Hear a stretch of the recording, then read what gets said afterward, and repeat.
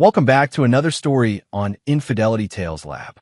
Before we begin, tell us, where in the world are you watching from? Now, let's dive into today's story. Chapter 1, Foundation of Steel. Richard Case had always believed that loyalty was earned through blood, sweat, and unwavering dedication. At 45, he had built his life like a fortress, methodical, uncompromising, and designed to last. His hands, scarred from years of emergency medical work, told the story of a man who had clawed his way from the projects of Detroit to becoming one of the most respected trauma surgeons at Metro General Hospital. The son of a factory worker who died from lung disease at 52 and a mother who cleaned offices until her arthritis made it impossible, Richard learned early that the world owed him nothing. Every achievement had been seized through sheer will. Medical school on scholarships and loans, residency working 100-hour weeks, fellowship while supporting his young family, each step carved from stone with his bare hands. Karen Crawford had entered his life during his final year of residency. She was a nursing student then, bright-eyed and ambitious, claiming she wanted to work in pediatric oncology to make a difference. Richard saw something familiar in her hunger, or so he thought. She came from suburban comfort, her father a successful insurance agent, her mother a stay-at-home socialite. But Karen spoke passionately about helping sick children, about building a life of purpose. They married 2 years later in a simple ceremony. Richard's mother, dying of the same lung disease that claimed his father, gave him her wedding ring from the pawn shop. "Your father bought this with 3 months of overtime," she wheezed from her hospital bed. "Make it count, son." Karen seemed to understand his drive, his need to prove that a poor kid from the streets could build something lasting. When their son Doug was born, Richard held the wrinkled infant and made a silent promise that this child would never know hunger, never feel the shame of worn clothes or empty fridges. But success, Richard would learn, was a dangerous thing. As his reputation grew and the money followed, Karen's pediatric dreams faded. She took a part-time position at a private clinic, then stopped working altogether. The woman who once stayed up all night studying anatomy now spent her days at the country club, lunch dates with other doctors' wives, and shopping expeditions that Richard funded without question. Doug grew up privileged but soft. Richard tried to instill his work ethic in the boy, bringing him to volunteer at free clinics, teaching him the value of earning what you received. But Karen undermined these lessons, slipping Doug money whenever Richard demanded he work for his allowance, buying him cars and gadgets to avoid the scenes Richard's discipline caused. "You're too hard on him," Karen would say, her voice carrying the entitled tone of someone who had never known real struggle. "He's just a kid. Let him enjoy his childhood."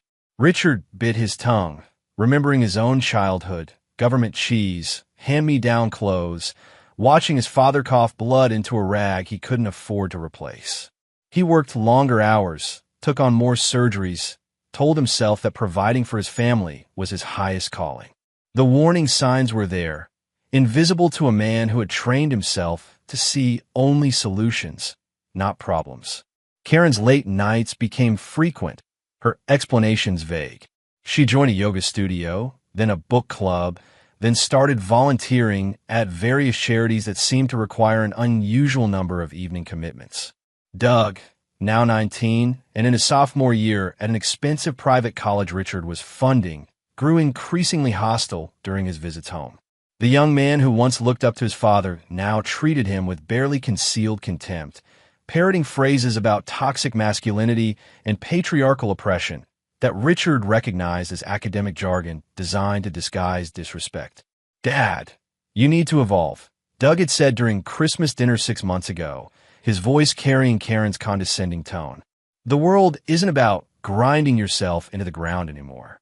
People are realizing there's more to life than work and money."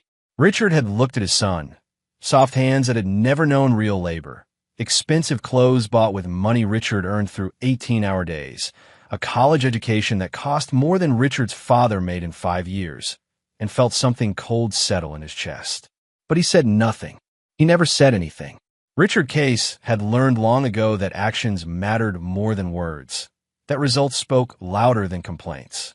He continued his work, continued providing, continued believing that his sacrifice meant something. The night everything changed, Richard had just finished a 17-hour surgery on a 6-year-old car accident victim. The child's parents, immigrants who spoke broken English and worked 3 jobs between them, had waited in the hallway for 12 hours, holding each other and praying in whispered Spanish. When Richard emerged to tell them their daughter would live, the father had broken down crying, gripping Richard's hands and thanking him in words Richard didn't need to understand. Driving home through the empty streets at 3 a.m., Richard felt the familiar weight of exhaustion and satisfaction. Another life saved, another family kept whole. This was why he did it. Not for the money or recognition, but for moments like these when his skills made the difference between hope and despair. The house was dark when he pulled into the driveway, which wasn't unusual. Karen had always been a light sleeper, and Richard had learned to enter quietly after late surgeries. He walked to the front door, muscle memory guiding his hand to his key ring. The key didn't fit. Richard stood in the darkness, trying to process what his hands were telling him. He tried again, thinking fatigue was making him clumsy. The key slid into the lock, but wouldn't turn. He examined his key ring under the porch light, confirming he had the right key, the same key he'd used for 15 years. Before he could process this further, the front door opened. Karen stood there in a silk robe Richard didn't recognize, her hair different, her makeup perfect despite the late hour. Behind her, Richard could see into the living room he'd furnished with overtime pay and careful saving. Sitting on his couch, wearing his favorite reading chair like a throne, was Tony Bartlett. Richard knew Tony from the hospital, a pharmaceutical sales rep with silver hair and an expensive smile who had been visiting the surgical wing for the past 2 years. Tony was the kind of man who wore $1,000 suits and drove cars that cost more than most people's annual salaries, selling medications to doctors with the smooth confidence of someone who had never doubted his own worth. "Richard," Karen said, her voice steady in a way that told him this moment had been rehearsed. "We need to talk." Richard looked at his wife, then at Tony, who raised a glass of what looked like Richard's good scotch and a mocking toast. The house Richard had bought, the furniture he'd chosen, the family he'd built, all of it suddenly felt foreign, as if he were looking through a window at someone else's life. "Talk," Richard repeated, his voice calm despite the inferno building in his chest. "We want a divorce," Karen said, still standing in the doorway like a guard. "But first, you need to pay us $26,000.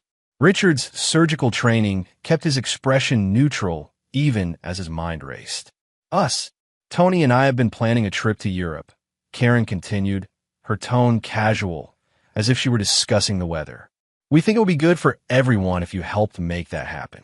Tony stood up from Richard's chair, walking over to stand beside Karen with possessive confidence. "Think of it as a transition payment," he said, his sales pitch voice grating against Richard's ears, "to help everyone move forward amicably." Richard looked at these two people, his wife and a man he'd always treated with professional courtesy, and saw something he recognized from his childhood in the projects. They had the same predatory gleam in their eyes as the dealers and hustlers who preyed on weakness, who saw kindness as vulnerability to be exploited. Before Richard could respond, he heard footsteps on the stairs. Doug appeared, wearing expensive pajamas Richard had bought him, his young face twisted with an anger that Richard had never seen directed at him before. "Or you can just get out of our lives," Doug said, his voice carrying all the entitled venom of someone who had never earned anything he possessed. "Mom and Tony don't need your toxic energy around here anymore." Richard looked at his son, the boy he'd held as an infant, taught to ride a bike, watched graduate high school with pride, and saw a stranger. Worse than a stranger. He saw someone who had taken everything Richard offered and turned it into a weapon against him. The silence stretched between them, filled with 20 years of unspoken truths. Richard thought of his parents, who had loved each other through poverty and sickness until death. He thought of the immigrant father in the hospital hallway, grateful for a surgeon who cared enough to fight for his daughter's life. He thought of every 18-hour day, every sacrifice, every time he'd chosen his family's comfort over his own. "Understood," Richard said quietly. He turned and walked away from the house he'd bought, the family he'd built, the life he'd spent 20 years creating. Behind him, he heard the door close and the lock turn. His own lock, operated by people who had decided he no longer belonged in the home he'd earned. Richard got in his car and drove to the hospital. He had an office there with a couch where he sometimes rested between surgeries. As he walked through the empty corridors, past rooms where he'd saved lives and fought death, he felt something cold and hard crystallizing in his chest. He wasn't angry. Anger was hot, messy, emotional, the response of someone who still believed in justice or fairness. What Richard felt was something else entirely. It was the same cold calculation he used in surgery, the methodical precision he applied when a patient's life hung in the balance. Karen, Tony, and Doug had made a mistake. They had assumed that because Richard was decent, he was weak. They had confused his generosity with naivety, his love with stupidity. They thought they could discard him like a used surgical glove and expect him to walk away quietly. They were about to learn the difference between a man who chose restraint and a man who was incapable of retaliation. Richard Case had built everything he owned through relentless will and absolute dedication. What he could build, he could also destroy, and he had learned something in the projects that his comfortable family had forgotten. When you have nothing left to lose, you become the most dangerous person in the room. Chapter 2. The Key That Wouldn't Turn. Richard spent the next 18 hours at the hospital, moving through his surgical schedule with mechanical precision. His colleagues noticed nothing unusual. Richard had always been focused, professional, unflappable. But something fundamental had shifted beneath the surface, like tectonic plates realigning before an earthquake. Between surgeries, he made calls. His banker, his lawyer, his accountant. Conversations conducted in the same calm voice he used to deliver difficult diagnoses to families. Richard had always been methodical about his finances, keeping detailed records, planning for every contingency. Now that preparation would serve a different purpose. Dr. Elena Rodriguez, his surgical partner and the closest thing he had to a friend, found him in his office at 6 p.m., still wearing scrubs from his last operation. "Rough night?" she asked, noting the fresh clothes on his couch and the fact that he hadn't gone home. "Something like that," Richard replied, not looking up from the legal documents he was reviewing. Elena was one of the few people who understood Richard's background. She had grown up in similar circumstances, daughter of migrant workers who had fought for every opportunity. Unlike Richard, she had never married, never trusted anyone enough to share the wealth she'd built. "Karen?" Elena asked, her tone careful. Richard looked up, meeting her eyes. Elena saw something there that made her take a step back. Not fear, but recognition. She was looking at the same cold determination that had driven them both out of poverty, but pointed in a direction she'd never seen before. "What do you need?" she asked simply. "Coverage for the next few weeks," Richard said. "I'm going to be handling some personal matters." Elena nodded without asking for details. In surgery, you learn to trust your partner's judgment completely. Consider it done. Richard went home that evening. Not to the house where he'd been locked out, but to a downtown apartment he maintained near the hospital for late-night emergencies.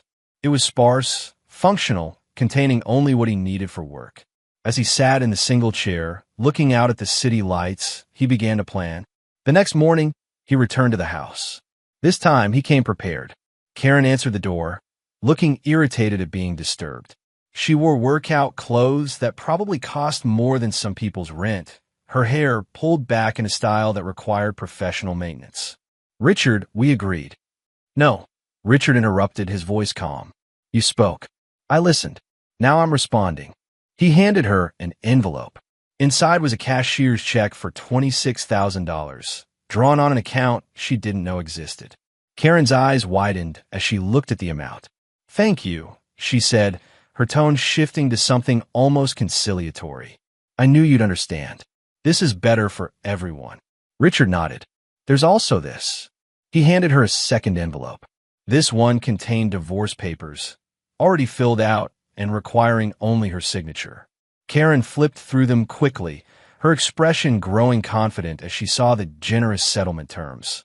The house, half his retirement accounts, substantial alimony. "You're being very reasonable about this," she said, her tone now almost warm. I've always been reasonable, Richard replied. Perhaps too reasonable. Tony appeared behind Karen, fully dressed despite it being barely 8 a.m.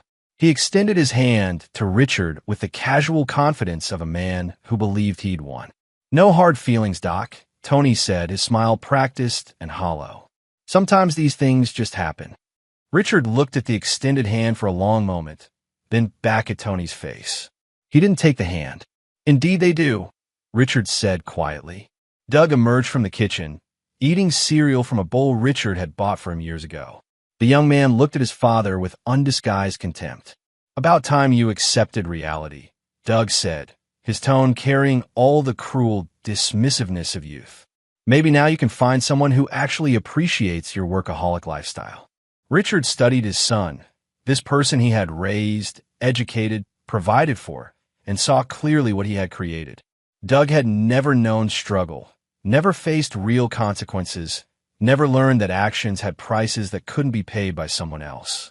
I wanted to tell you all something, Richard said, his voice carrying the same calm authority he used in the operating room. I'm taking some time off work. A sabbatical, if you will. Karen's expression flickered with something that might have been concern. That's good. You work too much anyway. I've realized I've been focused on the wrong things, Richard continued. Building, providing, maintaining. But I've neglected something important. Tony's smile faltered slightly. What's that? Richard looked at each of them in turn. His wife, her lover, his son. 3 people who had taken everything he offered and decided it wasn't enough. Teaching, Richard said simply. I've realized there are lessons I should have taught long ago. The silence that followed was broken by Karen's nervous laugh. Well, that's cryptic.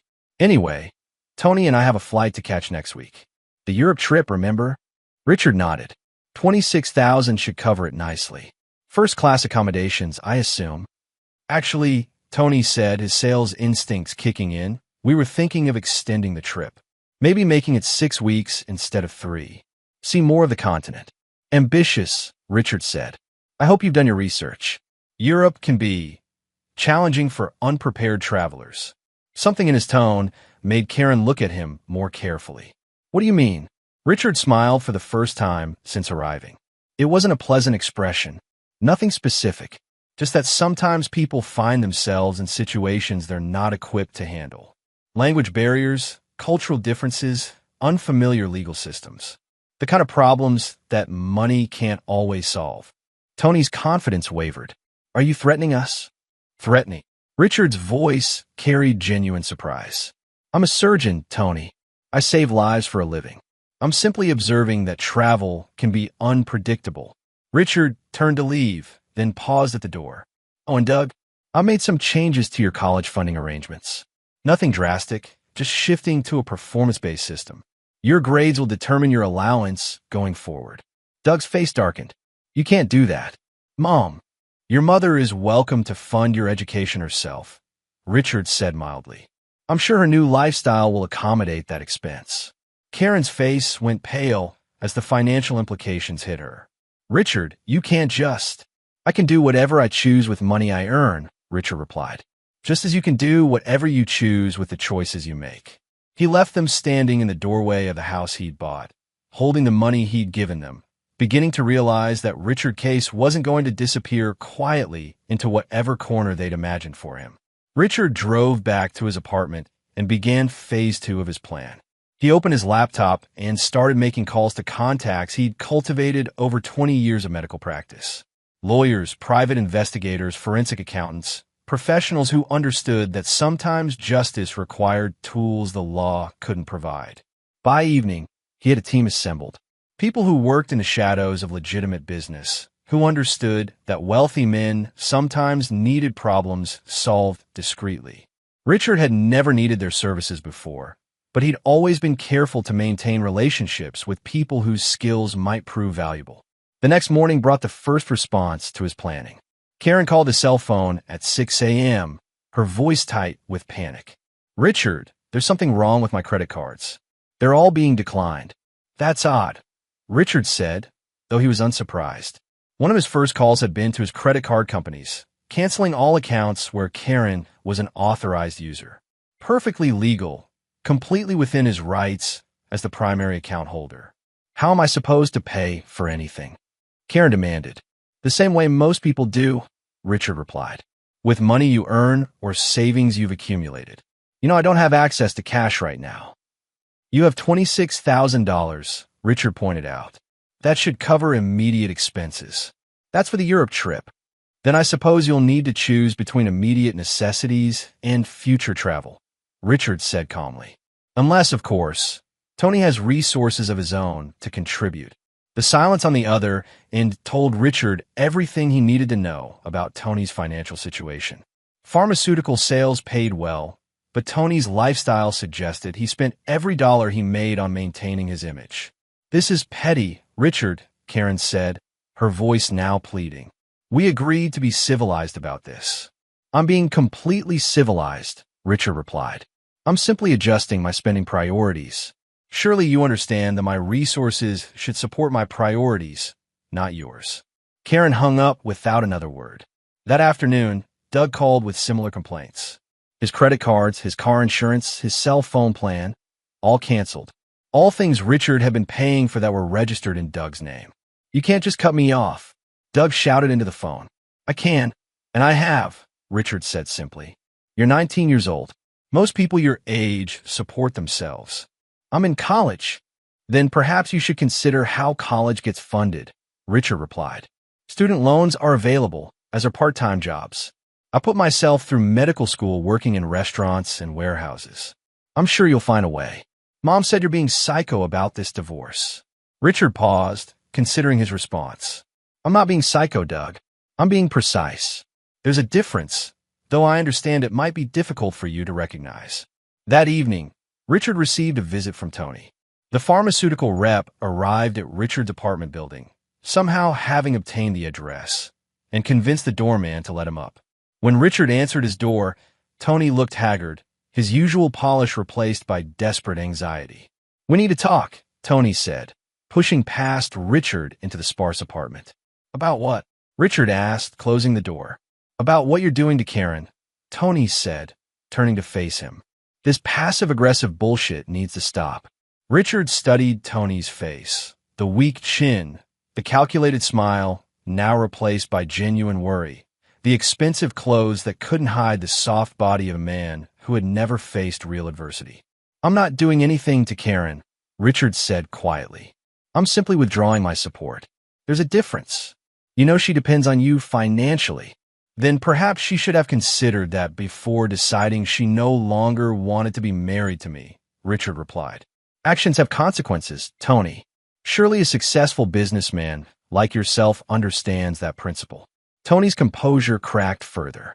Look, maybe we moved too fast. Maybe Karen and I could postpone the Europe trip, give everyone time to adjust. No, Richard interrupted. You should definitely take the trip. In fact, I insist on it. Something in Richard's tone made Tony step backward. What do you mean? Richard smiled, the same cold expression he'd shown at the house. I think Europe will be very educational for both of you. An opportunity to learn things about yourselves you might not discover otherwise. Are you threatening me? Tony asked, echoing his question from the day before. I'm encouraging you to follow through on your plans, Richard said. After all, you've invested considerable effort in arranging this relationship. It would be a shame not to see it through to its natural conclusion. Tony left without another word, but Richard could see the fear beginning to take root. Good. Fear was a teacher, and Tony Bartlett had many lessons ahead of him. Richard returned to his laptop and continued his work. Phase 2 was proceeding exactly as planned. But Phase 3 would require more sophisticated tools, and for that, he needed to call on some very special favors. The reckoning was just beginning. Chapter 3, The Letter of Reckoning.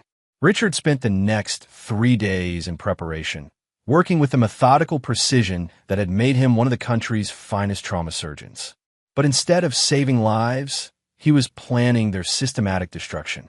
His first stop was downtown, in a district where legitimate businesses operated alongside services that existed in legal gray areas. The office of Marcus Webb, private investigator, occupied the 3rd floor of a building that had seen better decades. Webb was a former Detroit police detective who had developed a specialized practice serving wealthy clients with delicate problems.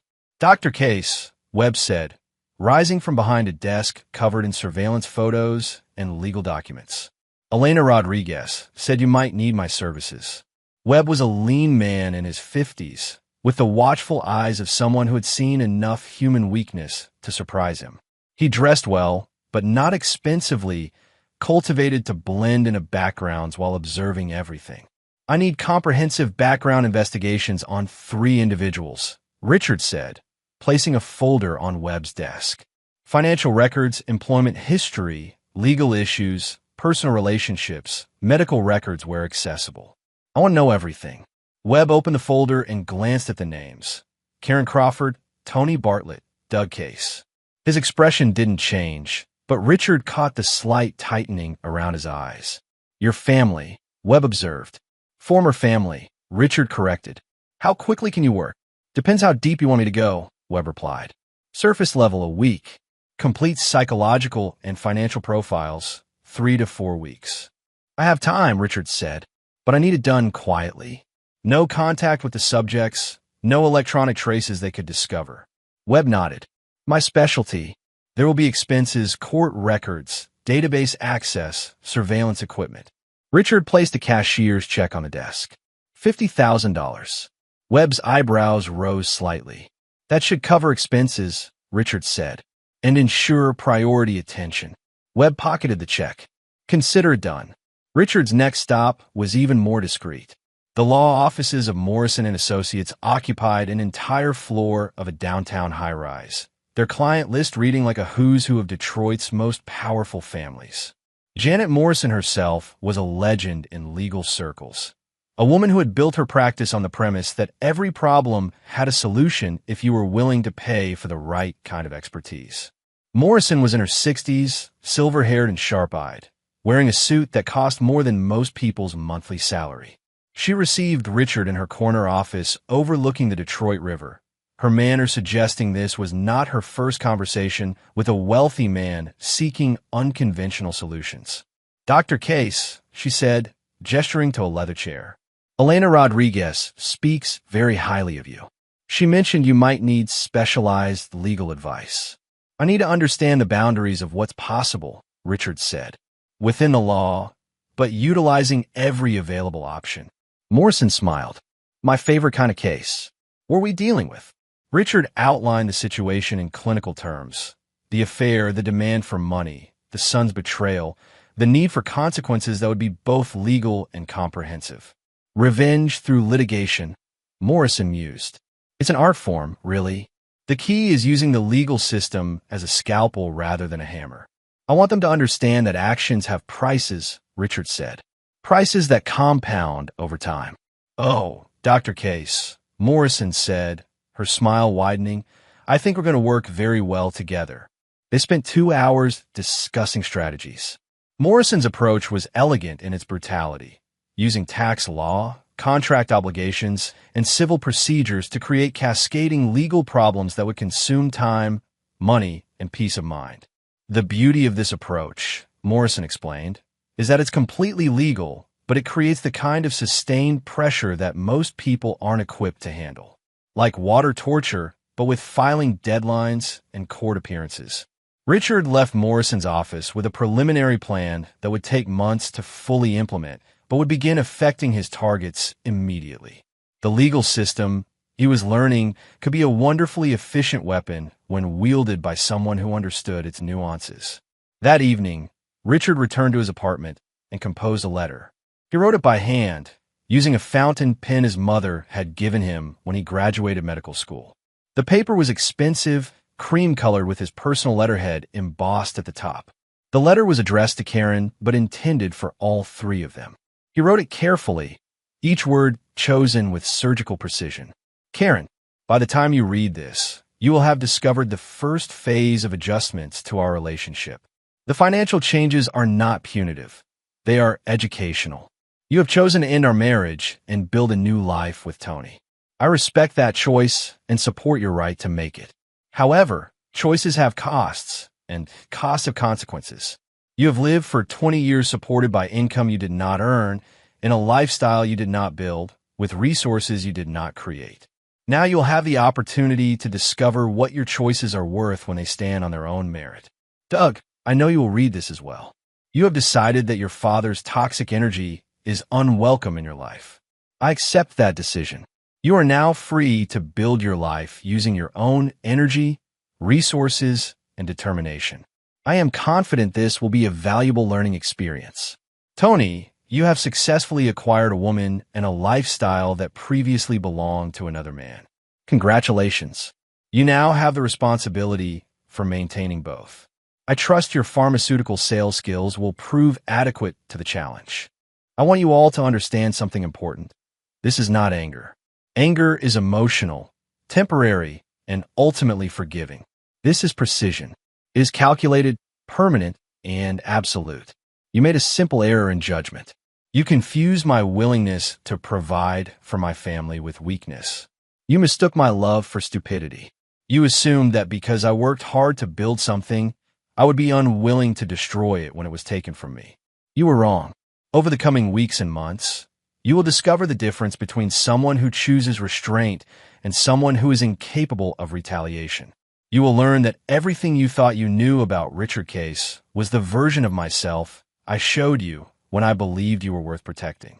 You will also learn that a man who can perform 17-hour surgeries has considerable stamina for sustained effort.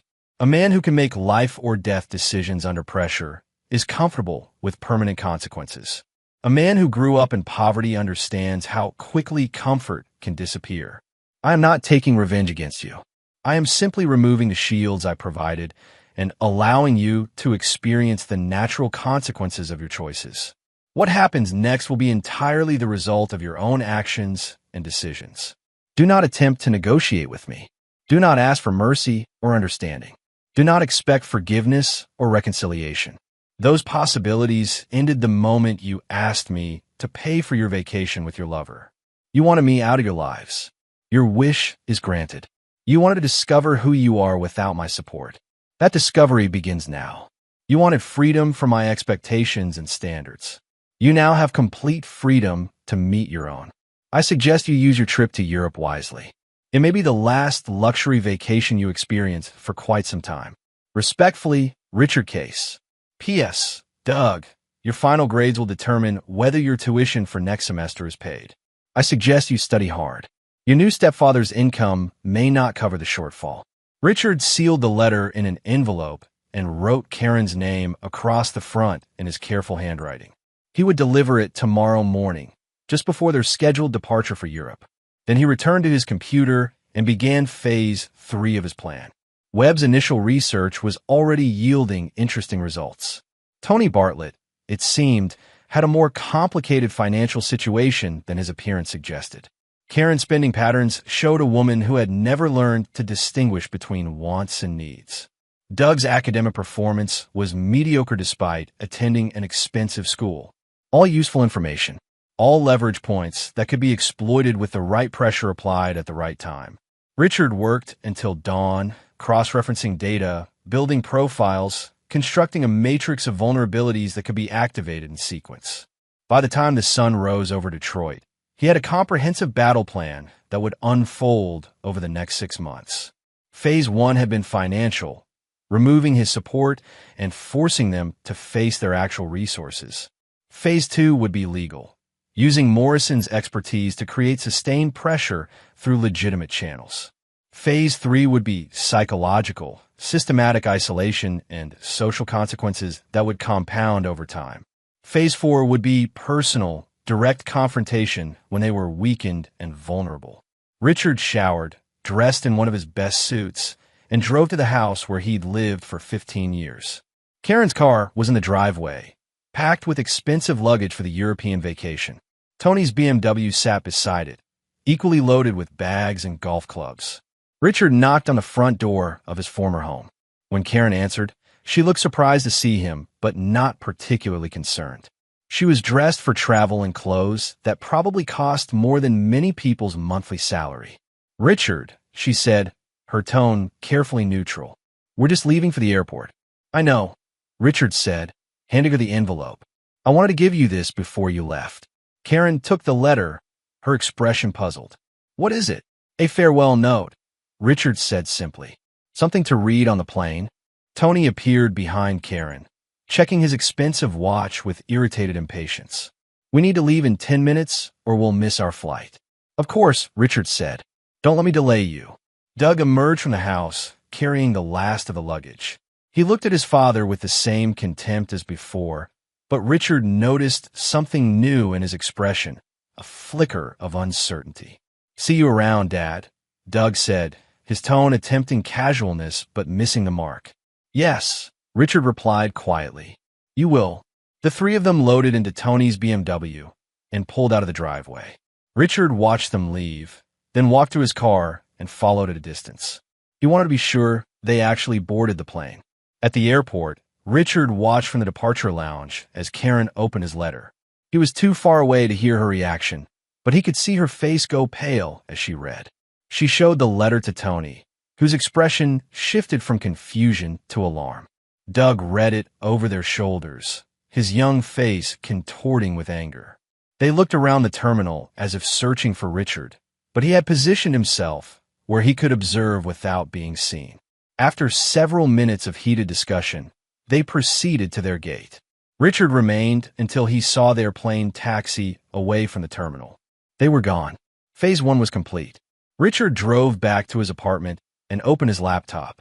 Webb had sent an encrypted email with preliminary findings. Morrison had filed the first series of legal documents. The investigation and litigation phases were beginning. Richard poured himself a glass of the good scotch. The bottle Tony had been drinking from was a cheap decoy he'd left at the house for exactly this kind of discovery, and settled in to review the incoming intelligence. The war had begun in earnest. Karen, Tony, and Doug had fired the opening shot when they demanded payment for their betrayal. Now, they would learn what happened when you attack someone who had spent his entire life fighting for everything he owned. Richard Case had been their protector, their provider, their shield against the harsh realities of the world. Now he would be their teacher, and the lessons he planned to deliver would be thorough, comprehensive, and permanent. The key that wouldn't fit had unlocked something far more dangerous than they could have imagined.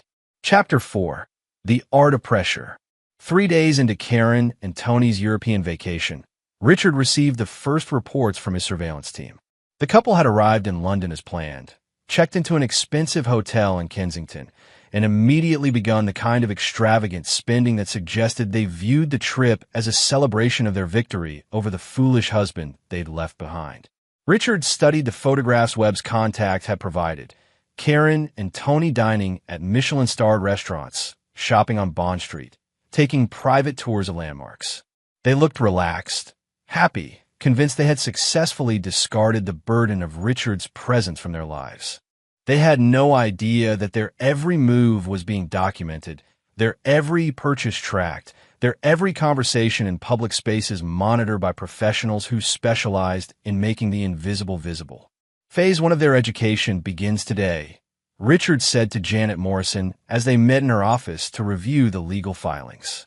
Morrison spread a series of documents across her mahogany conference table like a general planning a campaign. "I've initiated 5 separate civil actions," she explained, her voice carrying the satisfaction of an artist discussing her work.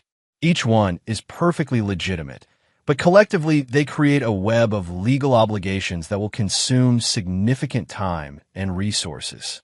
The first filing was a dispute over the division of marital assets, challenging Karen's entitlement to the house based on her abandonment of the marriage. The second was a forensic accounting demand, requiring detailed documentation of every penny spent during the last 2 years of their marriage. The third was a challenge to Doug's emergency access to his college funds, freezing the accounts pending investigation of potential misuse. "The beauty of this approach," Morrison continued, "is that each action requires immediate attention but takes months to resolve. They'll need legal representation, document production, court appearances, all while trying to enjoy their new freedom." Richard examined the paperwork with the same attention he gave to surgical plans. Timeline for first responses? They'll start receiving service while they're still in Europe, Morrison said with evident pleasure. Imagine trying to enjoy the Louvre while knowing you need to respond to 5 separate lawsuits within 30 days. Richard's phone buzzed with a message from Webb. The first phase of financial pressure was already showing results. Tony's credit cards were being declined at increasingly frequent intervals, forcing him to rely on cash advances that carried punitive interest rates. Karen had attempted to use her emergency credit card, the one Richard had forgotten to cancel, only to discover its limit had been reduced to $500. Excellent, Richard said, reviewing the financial intelligence. They're beginning to understand the difference between spending someone else's money and managing their own resources. That afternoon, Richard turned his attention to Doug's situation. His son had returned to college after the European departure, apparently assuming that his father's threats about performance-based funding were empty posturing. Doug's first semester grades had arrived that morning, a collection of C's and D's that represented exactly the kind of mediocre effort Richard had feared. Richard called the registrar's office at Doug's expensive private college and spoke to Mrs. Henderson, the woman who handled tuition payments for the school's wealthiest families. "Dr. Case," she said warmly, "how can I help you today?" "I need to discuss my son's account," Richard said. "I'm implementing some changes to the funding structure." Mrs. Henderson's tone became more cautious. "What kind of changes?" "Doug's tuition for next semester will be contingent on his final GPA for this term," Richard explained. "If he achieves a 3.5 or higher, I'll pay in full. Below that, he'll need to arrange alternative funding." "Dr. Case," Mrs. Henderson said carefully, "students typically need advance notice for such arrangements. There are deadlines for financial aid applications, scholarship competitions. Then I suggest Doug uses his remaining time this semester wisely," Richard replied. "I'm confident he can achieve the necessary grades if he applies himself." After ending the call, Richard sent Doug an email with the new academic requirements. The message was brief and businesslike, copying the same tone Doug had used when dismissing his father as irrelevant to his life. By evening, Richard had received 3 panicked phone calls from Doug, each more desperate than the last. The young man who had stood in the hallway demanding his father leave their lives was now begging for flexibility, understanding, a second chance. Richard declined all calls and responded with a single text message. "Your grades will speak for themselves. Actions, not words, determine outcomes." That night, Richard received an encrypted report from his European surveillance team. Karen and Tony had experienced their first taste of financial reality that evening when their dinner bill at an exclusive restaurant was declined by Tony's primary credit card. After 20 minutes of embarrassing negotiations with the manager, Tony had been forced to call his bank from the restaurant to arrange an emergency wire transfer. The photographs showed Karen's face during this incident, her expression shifting from confusion to embarrassment to something approaching fear. She was beginning to understand that the comfortable financial cushion she'd taken for granted might not be as secure as she'd assumed. Richard studied the images with the same detached analysis he used to examine surgical x-rays. Karen and Tony were starting to experience stress, uncertainty, the first hints of consequences for their choices. But this was merely the beginning of their education.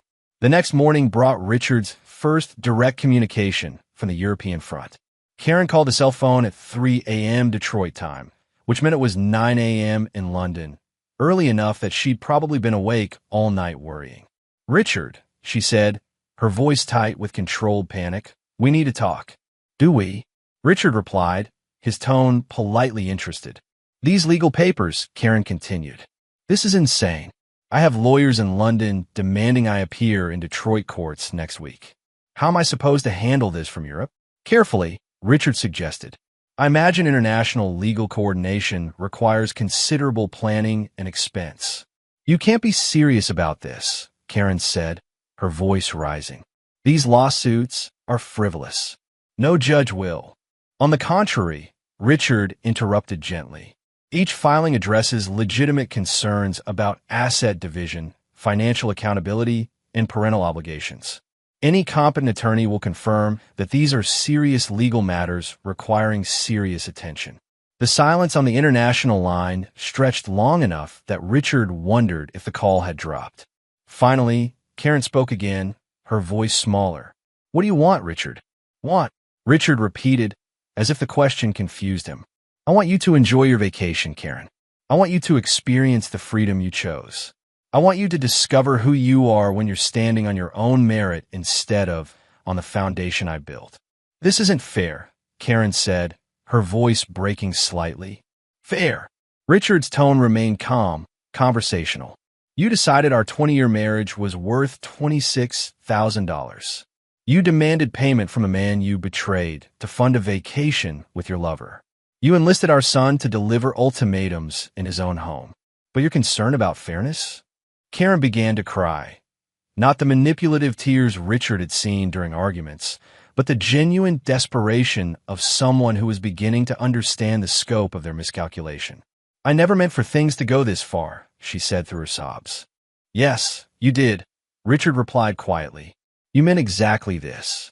You wanted me out of your life so you could build a new one with Tony. You wanted freedom from my expectations, my standards, my presence. You wanted to discover what your choices were worth without my support. You're getting exactly what you asked for." Richard ended the call and returned to his laptop. Webb had sent overnight intelligence showing that Tony had spent the morning making increasingly frantic calls to his bank, his credit card companies, and what appeared to be a high-interest loan service. The pharmaceutical rep who had projected such confidence was discovering that his actual financial resources were significantly more limited than his carefully cultivated image suggested. Meanwhile, Doug had apparently attempted to negotiate with his college administration, tried to arrange payment deferrals and emergency funding. Mrs. Henderson had politely referred him to the financial aid office, where he would discover that his family's income level disqualified him from most assistance programs. Richard spent the morning reviewing Morrison's legal timeline. The pressure would intensify over the next 2 weeks as deadlines approached, and the true cost of mounting a comprehensive legal defense became clear. Karen and Tony would be forced to choose between cutting their vacation short to return for legal proceedings or hiring expensive international attorneys to represent them in absentia. Either choice would consume resources they were discovering they didn't actually possess. Richard's phone rang again that afternoon. This time it was Tony, his sales professional voice strained with barely controlled anxiety. "Dr. Case," Tony said, "I think there's been a misunderstanding."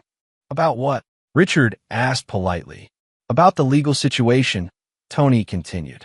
"These lawsuits, they're affecting Karen's ability to enjoy our trip. Surely we can work something out."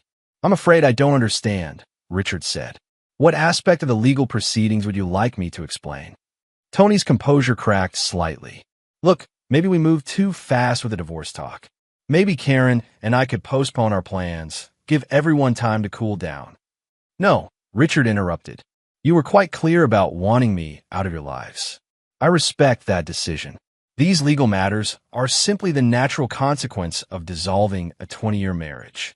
Surely a successful businessman like yourself, anticipated that divorce would involve legal proceedings." "This isn't about the divorce," Tony said, his voice rising. "This is about you using the courts to harass us because your feelings are hurt." Richard was quiet for a long moment, letting Tony's words hang in the air. "Mr. Bartlett," Richard said finally, his voice carrying the cold precision of a scalpel, "my feelings are irrelevant. These are business matters, asset division, financial accountability, parental obligations. If you're unable to handle the business aspects of the choices you've made, perhaps you should reconsider whether you're equipped for the responsibilities you've assumed." Tony hung up without another word.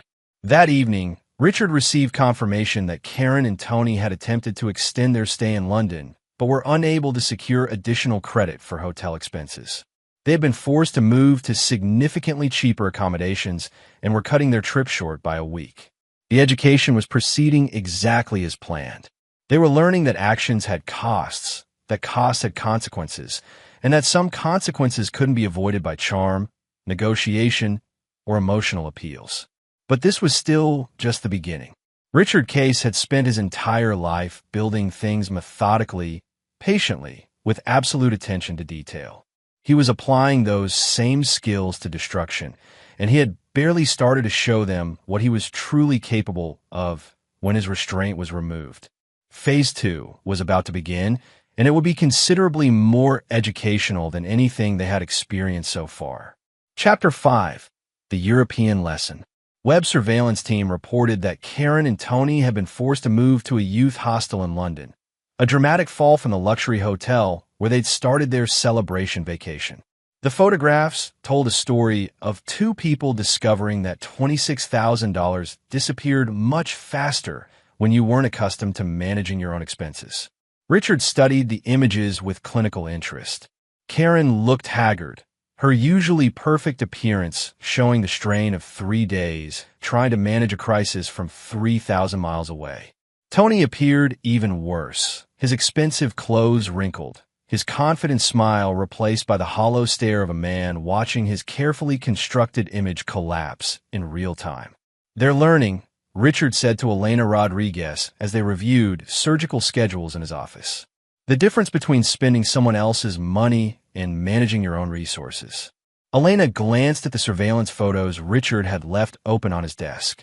As his closest colleague, she was one of the few people who knew the full scope of what Richard was implementing. "Are you sure you want to see this through to the end?" she asked quietly. "There's still time to pull back before it becomes irreversible." Richard looked up from the patient charts they were reviewing. "Elena, when you're operating on a patient with aggressive cancer, do you stop cutting when you've removed half the tumor?" "No," she replied. "But this isn't surgery, Richard. These are people." "Yes," Richard said quietly. "People who decided that 20 years of my life, my work, my dedication was worth $26,000 and a demand that I disappear from their lives. People who enlisted my own son to deliver ultimatums in the home I built for him." Elena studied his face and saw something she recognized from their most difficult surgeries: complete, unwavering focus on the outcome that had to be achieved, regardless of how painful the process might be. "I've seen you save people who didn't deserve saving," she said. "This feels different." "Because it is different," Richard replied. "I'm not trying to save them. I'm teaching them that choices have consequences. Sometimes the most compassionate thing you can do is let people experience the full weight of their decisions."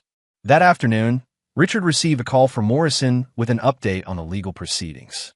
Karen had attempted to hire a London-based attorney to handle her Detroit court appearances, but the cost estimate had been so high that she'd been forced to consider returning to the United States immediately. "She's trapped," Morrison explained with evident satisfaction. "If she stays in Europe, she defaults on multiple legal proceedings. If she returns early, she loses the vacation she was so determined to take and still has to face the legal costs." "What about Tony?" Richard asked. "Even more interesting," Morrison replied. "Our forensic accountant discovered that Mr. Bartlett has been living significantly beyond his means for years. He's carrying substantial debt that he's been managing through credit manipulation and cash advances. The financial pressure from this trip appears to be pushing him toward insolvency." Richard smiled. "Perfect. Nothing teaches the value of financial stability like the experience of losing it." That evening, Richard turned his attention to Doug's increasingly desperate situation. His son had attempted every possible avenue for maintaining his college funding: appeals to administrators, emergency financial aid applications, even a tearful phone call to his grandmother, Richard's elderly mother, who lived on Social Security and could barely afford her medications. The old woman had called Richard afterward, her voice frail but concerned. "Ricky," she said, using the childhood name she'd never abandoned, "Doug says you've cut off his college money. That doesn't sound like you." Richard felt a pang of guilt, not for his actions, but for the distress they were causing his mother. She was the one person in his family who had never asked for anything beyond his presence and occasional help with medical appointments. "Mom," he said gently, "Doug and his mother decided they didn't want me in their lives anymore. They demanded I pay the money and then disappear. I'm simply respecting their wishes." His mother was quiet for a long moment. "That boy called me crying, asking for money for school. I told him I don't have money for anything except groceries and pills." "You were right to tell him that," Richard said. "Doug needs to learn the difference between wanting something and earning it. You know," his mother said slowly, "your father would have done the same thing. He never tolerated disrespect, especially from family." "But Ricky," Make sure you know when to stop. Sometimes people learn their lessons, and sometimes they just get broken. Richard considered his mother's words after ending the call. She was the only person whose opinion still mattered to him, the only one who had earned the right to question his choices. But she hadn't been locked out of her own home by people she'd loved and sacrificed for. She hadn't been told her presence was toxic by the son she'd raised. The next morning brought news from Europe that accelerated Richard's timeline considerably. Webb's team reported that Karen and Tony had been forced to cut their trip short by another week due to financial constraints. But more importantly, they had been observed having increasingly heated arguments in public spaces. The surveillance audio revealed the source of their conflict. Tony was blaming Karen for the legal and financial pressure, claiming that she had misrepresented her husband's likely response to their relationship. Karen was countering that Tony had assured her he had the resources to support their new lifestyle. "They're turning on each other," Webb reported during their evening briefing. Classic stress response. When external pressure becomes too intense, people tend to redirect blame toward their closest allies. Richard found this development particularly satisfying. Karen and Tony's relationship had been built on the fantasy that they could discard the inconvenient husband and seamlessly transition to a better life. Now, they were discovering that relationships forged in betrayal often came with inherent structural weaknesses. "How long before they return?" Richard asked. "Based on their current spending rate and the legal deadlines Morrison has created, I estimate 3 to 4 days, Webb replied. "They simply don't have the resources to stay longer." Richard nodded. "Perfect. I want comprehensive surveillance when they return. Every meeting, every conversation, every location. I need to understand their mindset when they realize the legal pressure was just the beginning." That weekend, Richard implemented phase 3 of his plan. He began systematically contacting members of their social circle, the country club crowd that Karen had cultivated during her transformation from nursing student to doctor's wife. The conversations were masterpieces of calculated revelation. Richard never directly attacked Karen or Tony. Instead, he simply shared information about his situation in the same calm, factual tone he used for patient consultations. "Janet," he said to Karen's closest friend at the country club, "I wanted you to hear this from me rather than through gossip. Karen and I are divorcing. She's moved in with Tony Bartlett, and they're currently in Europe together." Janet Morrison, not the lawyer, but a social climber who had attached herself to Karen's elevated status, was clearly shocked. "Richard, I had no idea. Karen never mentioned. I mean, she said you were having some difficulties, but I'm sure she didn't mention the details," Richard said mildly. "It's probably awkward to explain that she demanded I could pay for their vacation together." The silence on the phone was profound. Richard had just delivered the kind of social suicide bomb that would detonate throughout their entire social circle within hours. He made similar calls to other key figures in their community. The golf pro who had given Tony club privileges, the charity organizers where Karen had served on boards, the private school administrators where Doug had been groomed for elite college placement. Each conversation was carefully crafted to sound like a man trying to handle his personal crisis with dignity while inadvertently revealing details that would destroy his former family's social standing. By Sunday evening, Richard estimated that everyone in their elevated social circle knew the essential facts. Karen Case had left her successful surgeon husband for a pharmaceutical salesman, demanded payment for their European vacation, and enlisted her son in delivering ultimatums. Monday morning brought the first direct consequences of this social destruction. Karen's phone had been ringing constantly with calls from friends and acquaintances, some offering support, but most fishing for gossip. Tony had been disinvited from a golf tournament where several prominent doctors had threatened to withdraw if he participated. But the most significant development came from Doug's college. Mrs. Henderson called Richard personally to inform him that his son had been found cheating on his final examinations, apparently a desperate attempt to achieve the grades necessary for continued funding. "I'm afraid Doug has been suspended pending a disciplinary hearing," Mrs. Henderson explained. The violation was quite serious. Multiple forged documents and evidence of coordinated cheating with other students. Richard felt a cold satisfaction settle in his chest. What's the typical consequence for such violations? Suspension for at least 1 semester, possibly expulsion, Mrs. Henderson replied. It's particularly serious because this appears to have been premeditated rather than a moment of poor judgment. Understand, Richard said. Please proceed with whatever disciplinary action the school deems appropriate. I won't be intervening on Doug's behalf.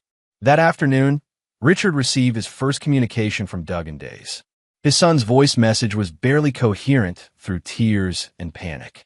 Dad, please, I'm sorry. I made a huge mistake. They're going to kick me out. I'll do anything. Please just call me back. I can't handle this. Mom's not answering her phone. Please, Dad, I'm scared. Richard listened to the message twice, then deleted it without responding. Doug had made his choice when he stood in that hallway and demanded his father leave their lives. Now, he was learning that choices had consequences, even for privileged young men who had never faced real adversity. That evening, Webb confirmed that Karen and Tony were returning to Detroit the next day, their European vacation cut short by 2 weeks due to financial constraints and legal obligations. Their relationship had deteriorated considerably during the final days of the trip, with multiple witnesses reporting public arguments about money, responsibility, and blame. Richard spent the evening reviewing the comprehensive dossiers Webb had compiled on both of them. The intelligence was devastating. Financial records showing Tony's precarious debt situation, Karen's complete lack of practical job skills or independent income sources, and psychological profiles indicating neither was equipped to handle sustained pressure. Phase 3 had been about applying social and academic pressure while they were isolated and vulnerable. Phase 4 would involve direct confrontation when they returned, weakened and demoralized, to face the full scope of what Richard had prepared for them. Richard poured himself a glass of his good scotch and toasted the empty apartment where he now lived by choice rather than exile. Karen, Tony, and Doug had wanted him out of their lives. Tomorrow, they would begin to understand exactly what life looked like when Richard Case stopped protecting them from the consequences of their own choices. The real education was about to begin. Chapter 6, The Reckoning Returns. Karen and Tony's flight landed at Detroit Metropolitan Airport on a gray Tuesday morning, 14 days shorter than planned, and under circumstances neither had anticipated when they departed in triumph. Webb's surveillance team was waiting, positioned to document their return and the immediate aftermath of their truncated European education. The photographs told a story of 2 people who had left as confident victors and returned as something approaching refugees. Karen's expensive luggage looked worn from hasty packing and cheap accommodations. Tony's usual polished appearance had degraded into the hollow-eyed exhaustion of someone who had spent 2 weeks watching his carefully constructed life collapse in real time. Richard studied the surveillance images from his apartment while simultaneously reviewing the legal timeline Morrison had prepared for their return. The couple would have exactly 4 hours before the first court-mandated deadline required their attention. Barely enough time to collect themselves before the full weight of Richard's legal offensive demanded response. Perfect timing, Richard murmured, noting that their flight delay had compressed their schedule even further. His phone rang at 10:47 a.m. Karen's number appeared on the display, but Richard let it go to voicemail. The message that followed was a masterpiece of exhausted desperation. Richard, we're back. We need to talk. This has gone too far. Please just call me back. We have 4 hours to respond to these court filings, and I don't even understand what they're asking for. Please call me back. Richard deleted the message without consideration. He had told them clearly that negotiation was no longer possible. They had demanded that he leave their lives. He was simply honoring that request by refusing to engage with their problems. An hour later, Tony called from a different number, probably borrowed from someone at the airport. His voice message carried the desperate intensity of a salesman trying to close a deal while the client walked away. Dr. Case, this is Tony Bartlett. Look, I think we can work this out. Karen and I have been talking, and we realize maybe we moved too fast on some things. Maybe we can find a middle ground here. I know you're angry, and you have every right to be, but this legal warfare isn't helping anyone. Call me back. Let's be reasonable adults about this. Richard smiled at Tony's use of the phrase reasonable adults. They had wanted to discover what life looked like without his support and protection. Experiencing the consequences of their choices was exactly the kind of adult responsibility they had claimed to want. By early afternoon, Webb's team reported that Karen and Tony had been forced to hire emergency legal representation at premium rates to handle the immediate court deadlines. The attorney they'd found specialized in crisis management for wealthy clients and charged accordingly. $500 per hour with a $10,000 retainer required up front. The photographs showed them sitting in the lawyer's office, heads in their hands, as the scope of their legal obligations was explained. They were learning that divorce from a wealthy, methodical man with unlimited legal resources was considerably more complex than they had imagined. Meanwhile, Doug had been calling Richard's office at the hospital every hour, becoming increasingly hysterical as the reality of his suspension and potential expulsion became clear. Elena Rodriguez had fielded the calls with professional courtesy, but her messages to Richard were becoming more concerned. "Richard," she said during their afternoon meeting, "your son called 6 times today? He sounds like he's having some kind of breakdown." "Probably," Richard agreed, reviewing patient charts without looking up. Young people often struggle when they experience consequences for the first time. "Maybe you should consider." "Elena," Richard interrupted gently, "you asked me earlier whether I was sure about seeing this through. The answer remains yes. Doug made his choice when he told me to get out of his life. I'm respecting that choice." Elena studied his face and saw the same unwavering focus that made him one of the finest surgeons in the country. When Richard Case decided on a course of action, he followed it through to completion regardless of how difficult the process became. That evening, Richard received intelligence that both accelerated his timeline and confirmed his psychological analysis of his targets. Web surveillance had captured Karen and Tony in a screaming match outside their emergency attorney's office, with Karen blaming Tony for underestimating Richard's likely response and Tony accusing Karen of misrepresenting her husband's character and resources. More importantly, they had been overheard discussing the possibility of cutting their losses and finding an exit strategy, language that suggested their relationship was fracturing under pressure exactly as Richard had predicted. Classic stress response, Webb explained during their evening briefing. Relationships built on convenience and fantasy rarely survive sustained pressure. They're starting to see each other as liabilities rather than assets. Richard felt a cold satisfaction. Karen and Tony had betrayed his 20-year marriage for what they'd imagined would be a better partnership. Now, they were discovering that relationships forged in betrayal often carried the seeds of their own destruction. The next morning brought the first major fracture. Webb's overnight surveillance revealed that Tony had spent the night at a hotel rather than returning to the house with Karen. Financial records showed he had also made several calls to a personal bankruptcy attorney, apparently exploring his options for escaping the legal and financial pressure. Karen, meanwhile, had been observed crying in her car outside Doug's college, where she had apparently gone to try to advocate for her son, only to be told that parental intervention was not permitted in disciplinary proceedings. The photographs showed a woman beginning to understand that the comfortable support systems she had taken for granted were no longer available. Richard's phone rang at 8:15 a.m. This time it was Doug, calling from what sounded like a payphone based on the background noise. "Dad," Doug said, his voice breaking with tears and exhaustion. "Please, I'm begging you. I can't handle this anymore. They're going to expel me. Mom's freaking out. Everything's falling apart. Please just talk to me." Richard listened to his son's desperation with the same clinical detachment he used to evaluate patient symptoms. Doug was experiencing the full weight of consequences for the first time in his privileged life, and the shock was considerable. "Dad, are you there? Please say something. I'm sorry, okay? I'm sorry I said those things. I was angry and stupid, and I didn't mean it. Please just give me another chance." Richard ended the call without responding. Doug's apology was motivated by consequences, not genuine understanding. If Richard relented now, his son would simply learn that dramatic pleading could override serious consequences. Exactly the wrong lesson. That afternoon, Morrison called with an update that pleased Richard considerably. Karen's emergency attorney had attempted to negotiate a settlement of the legal proceedings, offering to withdraw the divorce petition and return to mediation if Richard would dismiss his filings.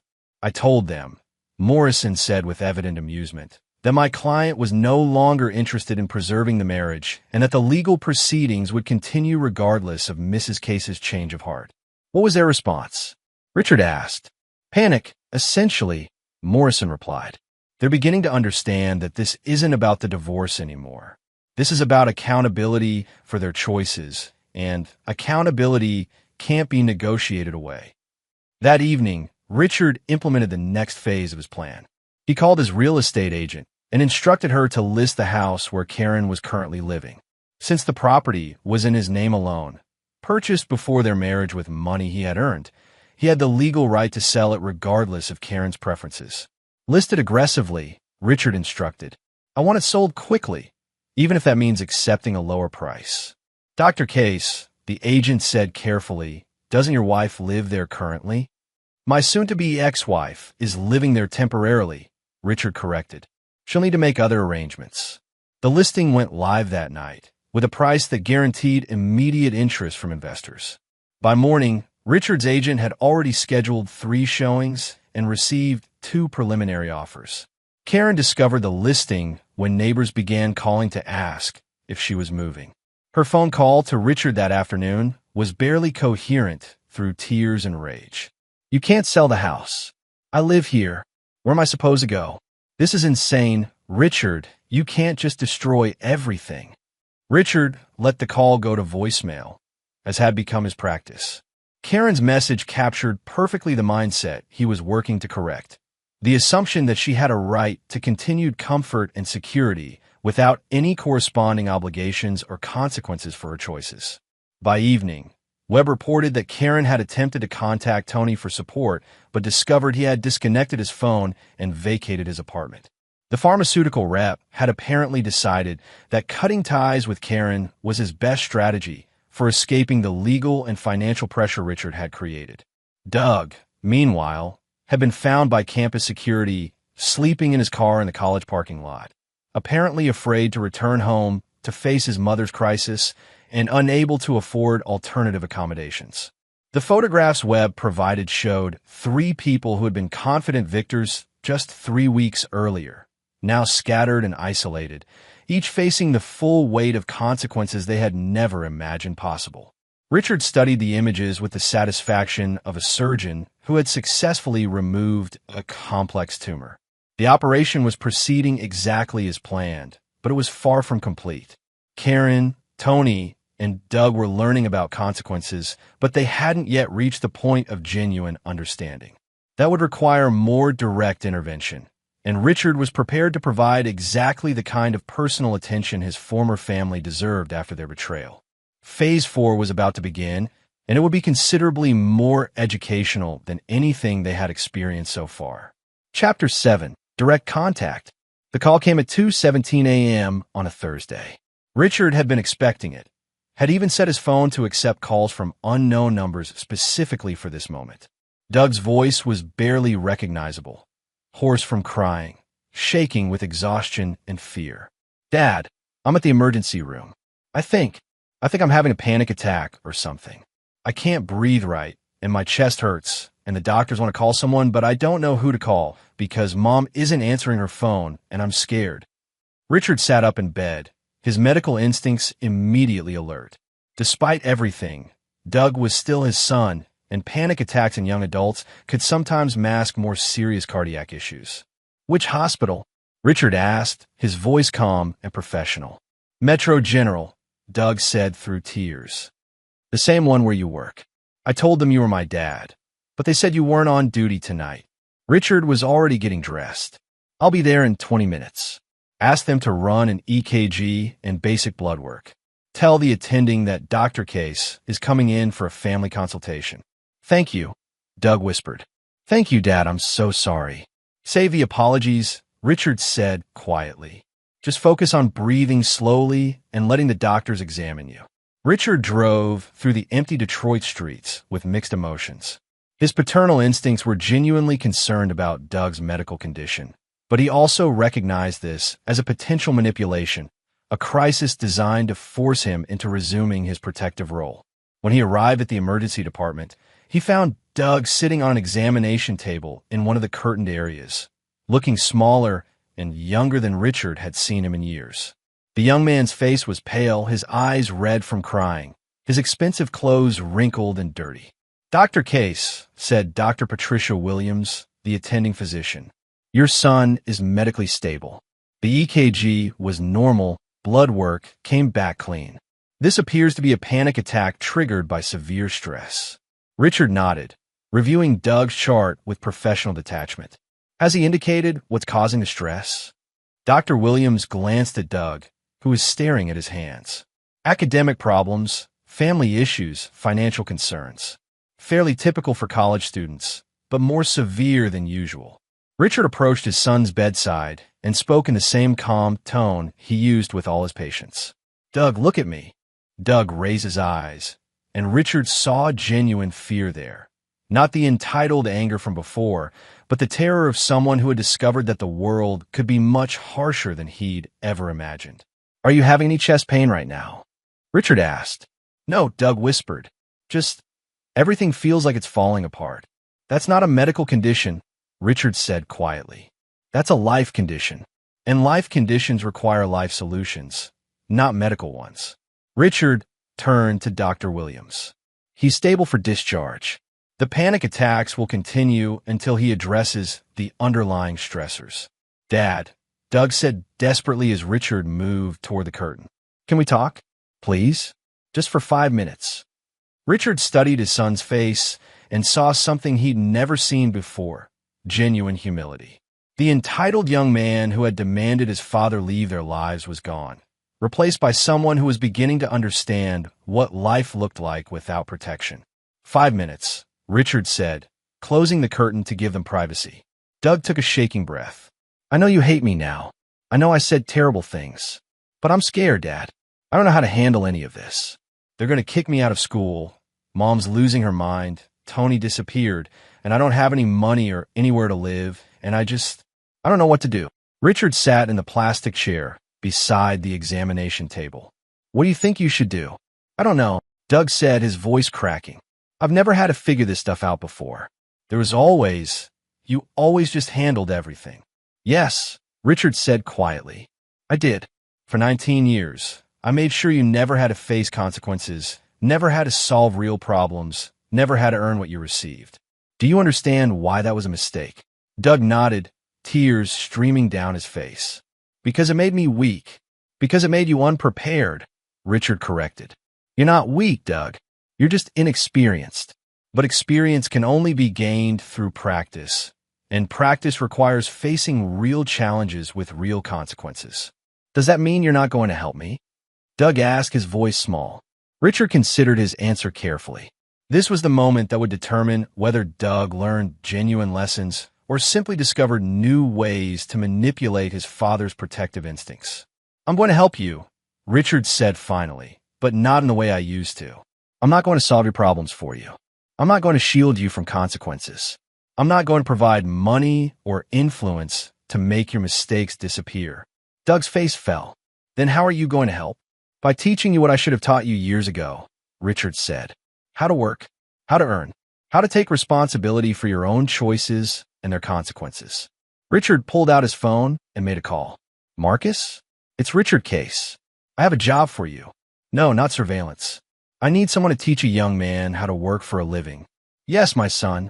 Construction, restaurant work, anything that requires showing up on time and earning your pay. Tomorrow morning." He ended the call and looked at Doug. "You'll start work tomorrow at 6 a.m. Construction cleanup for minimum wage. You'll work 8 hours a day, 5 days a week. Your wages will go toward paying for a room in a boarding house and basic food." "Dad," Doug said desperately, "what about school?" "What about it?" Richard replied. "You cheated on your final exams. You've been suspended pending a disciplinary hearing. School is not your immediate problem. Learning how to support yourself is. But if I don't go to college, then you'll learn a trade," Richard said simply. "Millions of people make decent livings without college degrees. They work with their hands, they solve real problems, they earn what they receive." Doug stared at his father in shock. You want me to become a construction worker? I want you to become a man, Richard replied. Construction work is just the beginning. If you prove you can show up on time, work hard, and take responsibility for your performance, we'll discuss the next step. What's the next step? Richard stood up, preparing to leave. That depends entirely on you.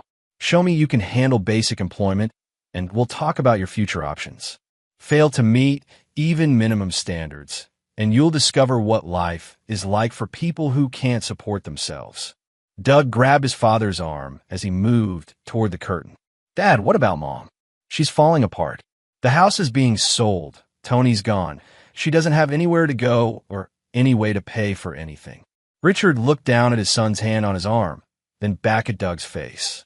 What about her? Aren't you going to help her? Help her do what? Richard asked quietly. Karen made her choice when she decided our marriage was worth $26,000. She chose to end our relationship and build a new life with Tony. I'm respecting that choice by allowing her to experience the full consequences of what she wanted. But she's your wife. No, Richard corrected. She was my wife. Now she's a woman who betrayed 20 years of marriage for a vacation with another man. There's a difference. Doug's grip tightened on Richard's arm. You're just going to let her destroy herself? Richard gently removed his son's hand from his arm. I'm not letting Karen do anything. I'm simply no longer preventing her from experiencing the natural consequences of her choices. For 20 years, I protected her from the harsh realities of the world. Now, she has the opportunity to discover what those realities look like. That's cruel, Doug whispered. No, Richard replied calmly. That's educational. Cruelty would be continuing to enable her irresponsible behavior while pretending it was kindness. Richard moved toward the exit, then paused. Doug, you asked me to help you, and I've offered exactly the kind of help you need. You can accept it and learn what it means to earn your place in the world, or you can refuse it and discover what life is like for people who expect others to solve their problems. What if I can't do it? Doug asked desperately. What if I'm not strong enough? Richard looked back at his son, this young man he'd raised in comfort and privilege, who was finally beginning to understand that the world required more than good intentions and entitlement. Then you'll get stronger, Richard said simply, or you'll fail. Either way, you'll learn something important about yourself. Richard left Doug sitting on the examination table, facing the first real choice of his adult life. The young man could accept his father's offer of genuine help, the kind that required work and growth and genuine change. Or he could refuse it and discover what independence actually meant for someone with no practical skills or experience. Either way, Doug's education in real-world consequences was about to accelerate considerably. Richard drove home through the empty streets, satisfied that Phase 4 was proceeding exactly as planned. His former family was beginning to understand that Richard Case was not the weak, exploitable man they had assumed. They were learning that when you attacked someone who had spent his entire life fighting for everything he owned, you had better be prepared for a war you couldn't win. But the real reckoning was still ahead of them. Chapter 8. The Full Circle. 3 weeks later, Richard sat in his downtown apartment reviewing reports that detailed the complete dissolution of the life he had built and protected for 20 years. The transformation was so thorough it felt almost surgical. Each element of his former family's comfortable existence systematically removed with the precision he brought to complex operations. Doug had accepted the construction job, though not without considerable struggle. Web surveillance showed the young man arriving late for his first week, earning reprimands from the foreman, sleeping in his car because he couldn't initially afford the boarding house room Richard had arranged. But gradually, painfully, Doug was learning what it meant to earn his place in the world. The photographs from his third week showed a different person, leaner, more focused, arriving at the job site 15 minutes early instead of 10 minutes late. Doug Case was discovering muscles he'd never used and capabilities he'd never needed to develop. He's adapting, Webb reported during their weekly briefing. Still struggling with the physical demands, but he stopped complaining and started asking questions about the work. Richard felt something that might have been pride if it hadn't been tempered by regret that these lessons had come so late and at such cost. Karen's situation had deteriorated more dramatically. The house sale had been finalized, leaving her with 30 days to vacate. Tony's complete disappearance had forced her to confront the reality that their relationship had been built on fantasy and mutual exploitation rather than genuine partnership. Most devastatingly, Karen had attempted to return to nursing, but discovered that her 15-year absence from the profession had left her skills obsolete and her credentials expired. The positions available to her required extensive retraining and offered starting salaries that wouldn't support the lifestyle she'd grown accustomed to. She's been staying with her sister, Webb reported, but that arrangement is becoming strained. The sister has 3 children and a working husband. Karen's presence is disrupting their household routine. Richard studied the surveillance photos showing Karen leaving her sister's modest suburban home, carrying belongings in garbage bags because she'd lost most of her expensive luggage somewhere during the European crisis. She looked older, defeated, wearing discount store clothing because her expensive wardrobe had been sold to pay for legal fees. The final piece of intelligence Webb provided was the most significant. Karen had attempted to contact Richard's mother, apparently hoping to use the elderly woman's influence to negotiate some kind of reconciliation. Your mother refused to see her, Webb said. Told Mrs. Case that she'd made her choice and needed to live with it. Said some other things that were considerably less diplomatic. Richard smiled. His mother might be elderly and living on Social Security, but she had never lost the sharp judgment that had helped her survive decades of poverty. She understood betrayal in ways that comfortable people never could. That evening, Richard received a call from Morrison with news that surprised even him. Richard, the attorney said, her voice carrying unusual excitement. You're not going to believe what just happened. Karen's attorneys have filed a motion requesting spousal support payments of $8,000 per month. Richard was quiet for a moment, processing this development. On what grounds? Standard of living maintenance, Morrison replied. They're arguing that Karen became accustomed to a certain lifestyle during your marriage and that you have an obligation to maintain that lifestyle after divorce, despite the fact that she chose to end the marriage. Richard asked. Despite everything, Morrison confirmed. They're essentially arguing that betraying your husband entitles you to permanent financial support. Richard felt something cold and final settle in his chest. Karen had just made the one move that guaranteed he would show her no mercy. Counterfile, Richard said quietly. I want a complete forensic audit of every penny spent during the last 5 years of our marriage. I want documentation of every luxury purchase, every country club fee, every spa treatment. I want the court to see exactly how Karen spent money she didn't earn while contributing nothing to the household income. That could get expensive, Morrison warned. Forensic accounting at that level. Cost is irrelevant, Richard interrupted. I want Karen to discover what it feels like to have every financial decision scrutinized by strangers. I want her to explain to a judge why she believes betraying her husband entitles her to continued financial support. Morrison's voice carried genuine admiration. You're going to destroy her credibility completely. I'm going to let her destroy her own credibility, Richard corrected. I'm simply providing the forum for her to do it publicly. The next morning brought Richard's first direct contact with Karen in over a month. She called his cell phone at 6 a.m., her voice carrying a desperation that was almost unrecognizable. Richard, please, just talk to me for 5 minutes. I know you're angry. I know I made mistakes, but this has gone too far. I don't have anywhere to live. I can't get a job that pays enough to survive. And now these lawyers are telling me I might not get any support at all. Richard let her speak without interrupting, listening to the complete breakdown of someone who had never learned to take responsibility for her own choices. I never meant for things to go this far, Karen continued through tears. I was confused. I was going through something. Tony made everything seem so easy and perfect, but it was all lies.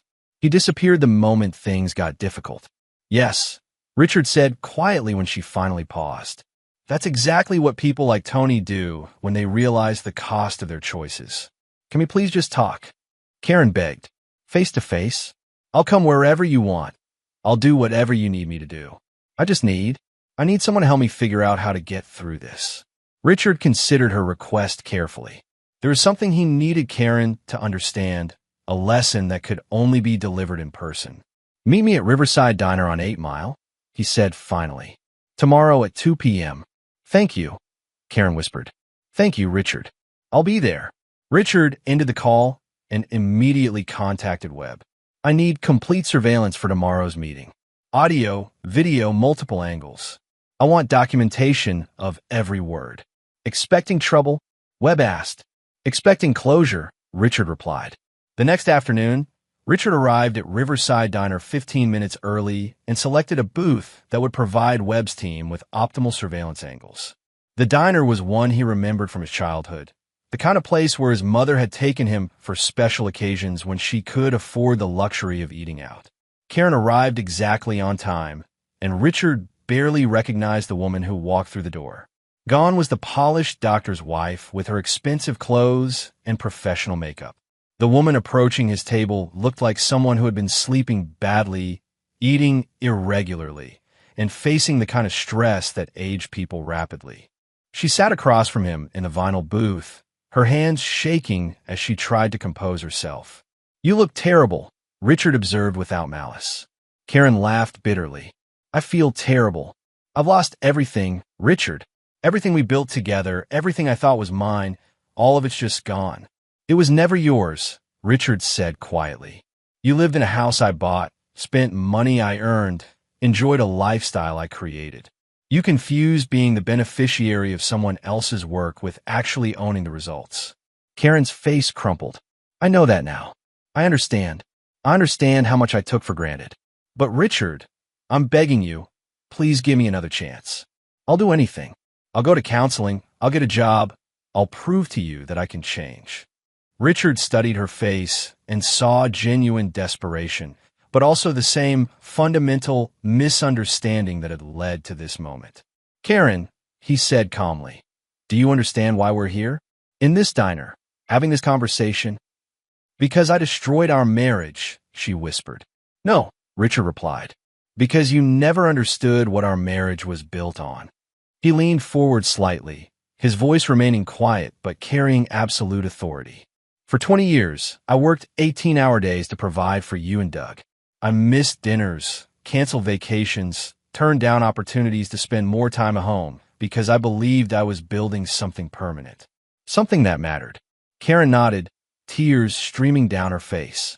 You took that dedication, Richard continued, and decided it was worth $26,000. You decided that 20 years of my life, my work, my love was equivalent to a vacation with another man. I was stupid, Karen said desperately. I was selfish and stupid, and I made the worst mistake of my life. No, Richard said with terrifying calm. You made the most honest decision of your life. You revealed what you actually thought our marriage was worth. You showed me what 20 years of dedication meant to you. You taught me exactly how much my love and sacrifice mattered in your calculations. Karen reached across the table toward Richard's hands, but he pulled them away. Richard, please. I want you to understand something very clearly, Richard interrupted. This isn't about forgiveness or second chances. This isn't about anger or revenge. This is about mathematics. Karen stared at him in confusion. You calculated that our marriage was worth $26,000, Richard explained. You calculated that my presence in your life was a net negative. You calculated that Tony Bartlett offered you a better deal. You made those calculations deliberately, with full knowledge of what you were choosing. Richard's voice remained perfectly calm, but his eyes carried the cold precision of a man delivering a terminal diagnosis. Now you're discovering that your calculations were wrong. Tony disappeared. The comfortable lifestyle wasn't yours to keep. The financial security was dependent on the relationship you chose to destroy. You're experiencing the difference between what you thought you were worth and what you're actually worth in the marketplace. I know I was wrong. Karen sobbed. I know I made terrible mistakes. But please, Richard, I'm drowning here. I don't know how to survive this. Richard was quiet for a long moment, watching this woman who had shared his bed for 20 years, who had borne his child, who had taken everything he offered and decided it wasn't enough. Karen, he said finally, Do you remember what you said to me that night? When you demanded $26,000. Karen shook her head, tears making it impossible for her to speak. You said that Tony needed a vacation. You said I should pay for it. You said this was better for everyone. Richard's voice carried no emotion at all. Do you remember what you said when I agreed to your terms? Karen nodded miserably. You said I was being very reasonable about the divorce. You were pleased that I was accepting your decision so calmly. You thought you had managed the situation perfectly. Richard leaned back in the booth, his expression unchanged. You were right, Karen. I am being perfectly reasonable. I'm accepting your decision completely. You chose to end our marriage for $26,000. I respected that choice. You chose to remove me from your life. I honor that choice. You chose to discover what your life was worth without my support. You're getting exactly what you asked for. But I was wrong, Karen cried, her voice carrying the desperation of someone who is finally understanding the permanence of certain decisions. I was wrong about everything. I was wrong about Tony, wrong about what I wanted, wrong about what mattered. Can't you forgive me for being wrong? Richard studied her face and felt nothing at all. Not anger, not satisfaction, not even pity. Just the clinical detachment he used when observing the natural progression of a terminal condition. I could forgive you for being wrong, he said quietly, but I can't forgive you for being calculating. You didn't make a mistake, Karen. You made a choice. You weighed your options and decided that 20 years of marriage was worth exactly $26,000. That wasn't an error in judgment. That was a revelation of character. Richard stood up from the booth, placing a $20 bill on the table to cover his coffee. The forensic accounting will be completed next week, he said. The court will see exactly how much money you spent during our marriage versus how much you contributed.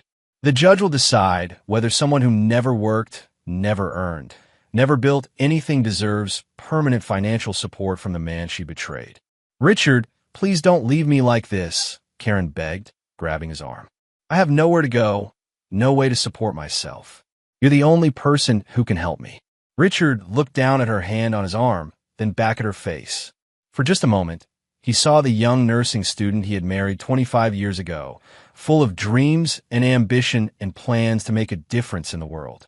Then he saw the woman who had stood in his doorway 3 months ago, demanding payment for her vacation with another man, and any trace of sympathy disappeared. Karen, he said with absolute finality, you told me to get out of your life. You told me my presence was toxic. You told me that you and Tony didn't need my energy around anymore. You were very clear about what you wanted. He gently but firmly removed her hand from his arm.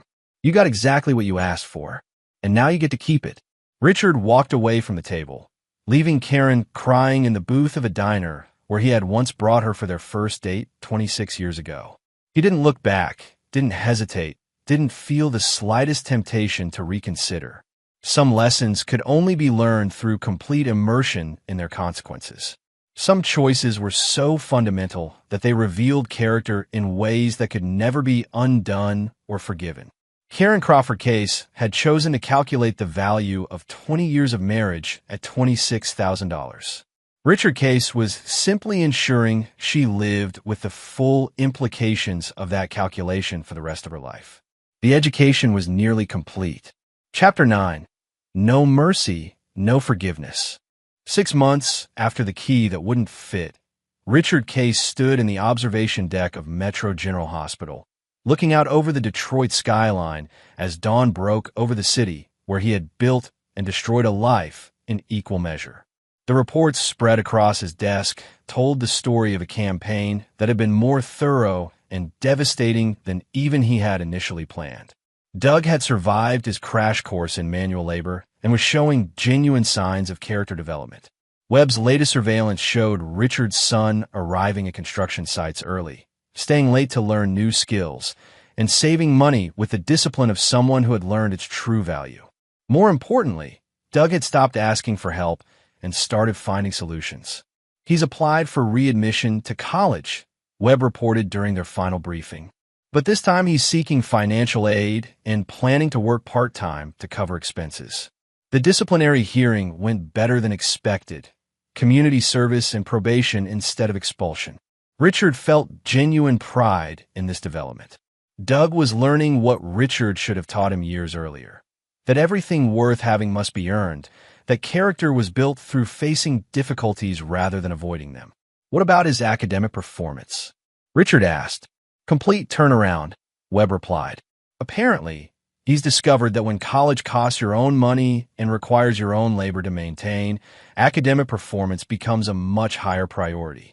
Karen's trajectory had been less encouraging but more instructive. The forensic accounting Morrison had commissioned revealed spending patterns that shocked even Richard. Over 5 years, Karen had spent over $200,000 on personal luxuries, spa treatments, shopping trips, country club expenses, and social activities that contributed nothing to the household while providing her with entertainment and status. The judge was not impressed. Morrison reported with evident satisfaction. When Karen's attorney argued that she deserved spousal support to maintain her accustomed lifestyle, His Honor asked exactly what skills or contributions had entitled her to that lifestyle in the first place. The court proceedings had been brutal in their revelation of Karen's character. Under oath, she had been forced to admit that she had contributed no income to the household for 15 years, had no marketable job skills, and had spent money at a rate that would have bankrupted most families. When asked to justify her claim for $8,000 monthly in support payments, she had been unable to provide any rational basis beyond her desire to maintain comfort. The final judgment was zero spousal support. Morrison continued.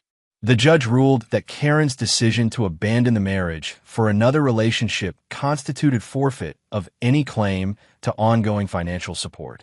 Karen had also been forced to confront the social consequences of her choices.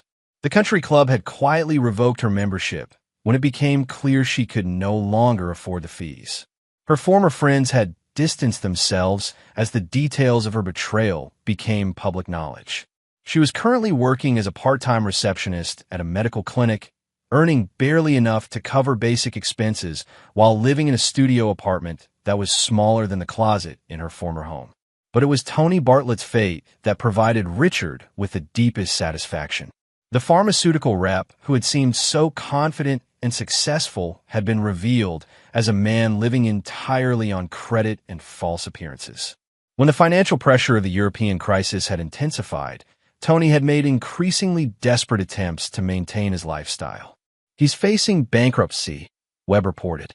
Lost his job, lost his apartment, and apparently made some poor choices about where to seek emergency funding. This last point carried ominous implications. Tony had apparently borrowed money from sources that were less understanding than traditional banks about repayment difficulties.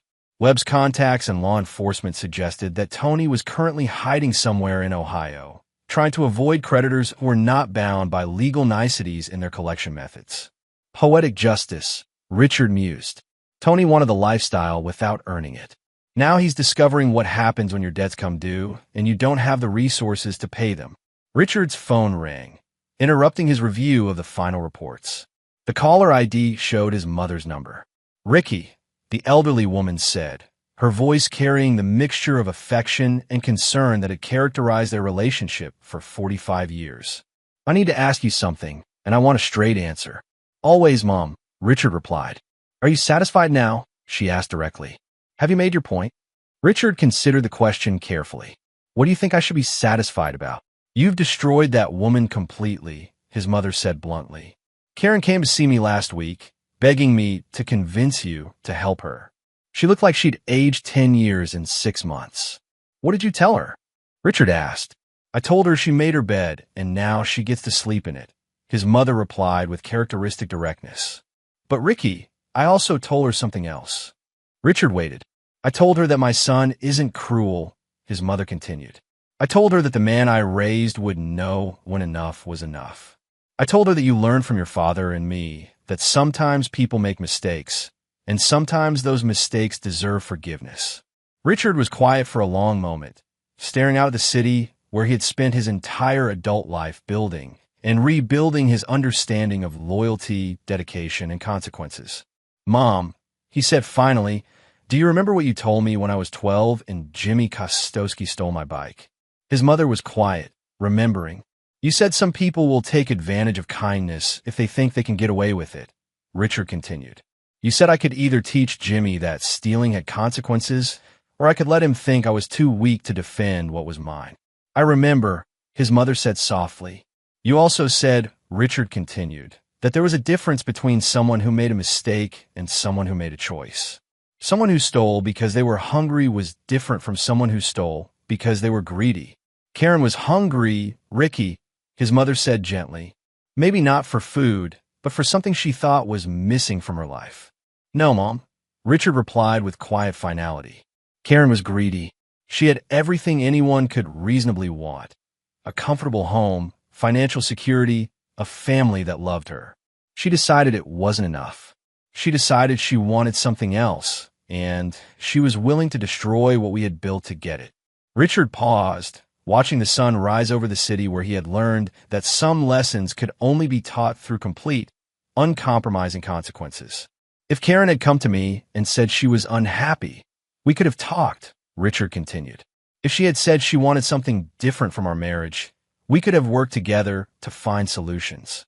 If she had said she needed space or time or counseling, I would have supported her completely. But that's not what she did, his mother said, understanding beginning to color her voice. No, Richard confirmed. She decided our marriage was worth $26,000. She decided I should pay for her vacation with another man.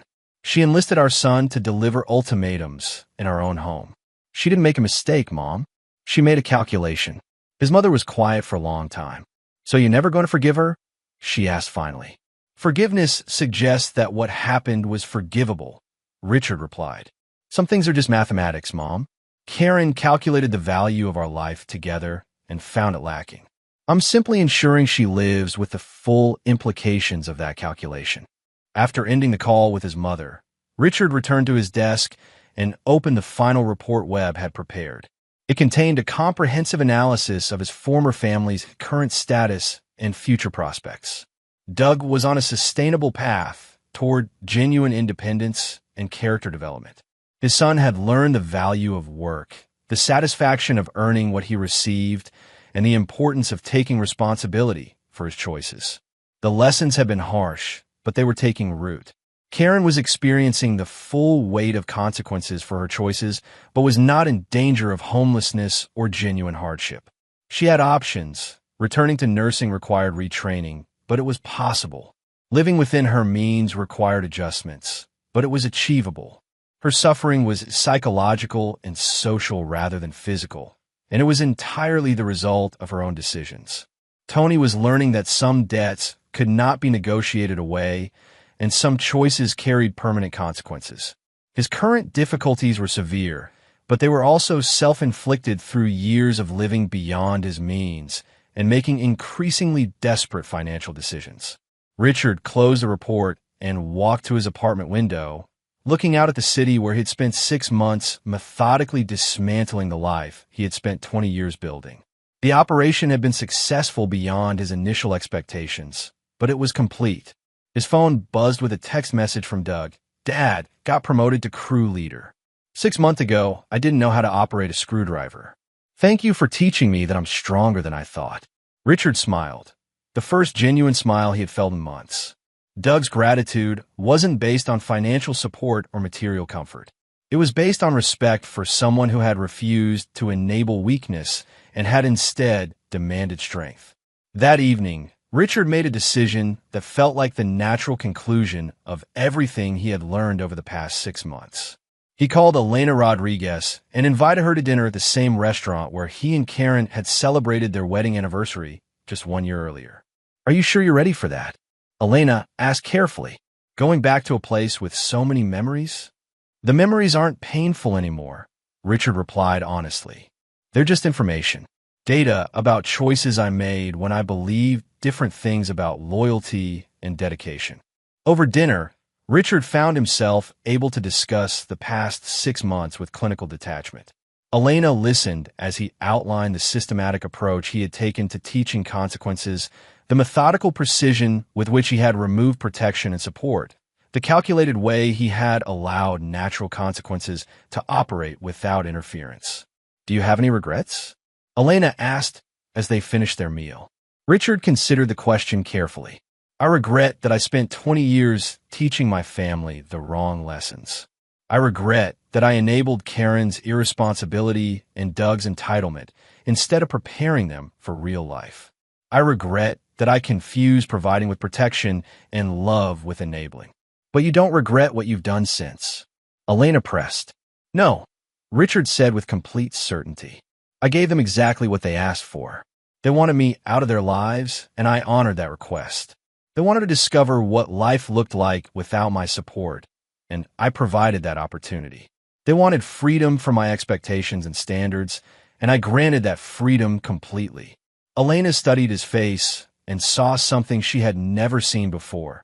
Not the driven surgeon who worked 18-hour days, not the devoted husband and father who sacrificed everything for his family, but a man who had learned the difference between love and enabling, between kindness and weakness. What happens now, she asked. Richard smiled.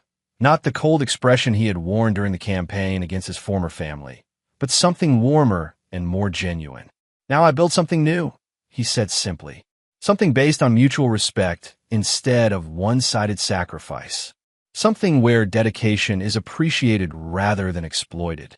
Something where loyalty is earned rather than assumed. As they left the restaurant, Richard felt a sense of completion that was deeper than satisfaction. He had spent 6 months teaching lessons that should have been learned years earlier. He had demonstrated that actions carried consequences, that choices had prices, and that some decisions were too fundamental to be forgiven or forgotten. Karen would spend the rest of her life understanding that comfort and security were not entitlements, but privileges that must be earned and maintained. Doug had learned that everything worth having required work, dedication, and responsibility. Tony had discovered that appearances and charm were no substitute for genuine substance and character.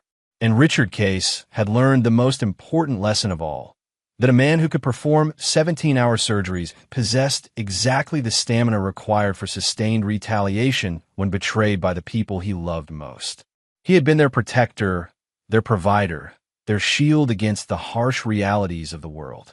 When they decided they no longer wanted his protection, he had become their teacher instead. The lessons were complete. The reckoning was finished. And Richard Case was finally free to build a life with people who understood the difference between love and exploitation, between dedication and enablement, between family and parasites. Some keys, once they stopped fitting, could never be made to work again. But sometimes that was exactly what needed to happen. Epilogue. 2 years later, Richard received a wedding invitation.